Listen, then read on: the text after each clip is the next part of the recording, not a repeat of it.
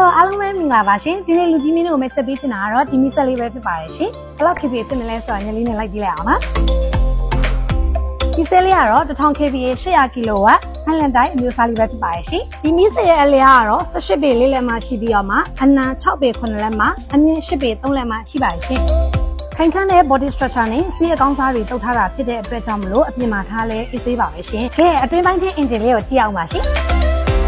အင်ဂျင်ဖွဲ့စည်းပုံကလည်းယူရှင်းပြီးတော့မှ spare part တွေကလည်းအလွယ်တကူဝယ်ရရှိနိုင်တဲ့အတွက်ကြောင့်မလို့ပြုပြင်ထိုင်သိမ်းမှုအတွက်အချိန်နဲ့ကုန်ကျစရိတ်ကိုသက်သာစေမှာပဲဖြစ်ပါရဲ့ရှင်။ body အတွင်းပိုင်းကလည်းနေရာကျကျဝန်းရှိတဲ့အတွက်ကြောင့်မလို့ maintenance လုပ်တဲ့အခါမှာအရင်အဆင်ပြေပါရဲ့ရှင်။အခုသုံးထားတဲ့ engine brand လေးကတော့တရုတ်ပြည်မှာနာမည်ကြီးအမှတ်တစိုက်ဖြစ်တဲ့ Shanghai Diesel STEC engine လေးပဲဖြစ်ပါရဲ့ရှင်။ controller ကိုတော့နာမည်ကြီးအမှတ်တစိုက် MIDI ကိုပဲအသုံးပြုပေးထားတာပဲဖြစ်ပါရဲ့ရှင်။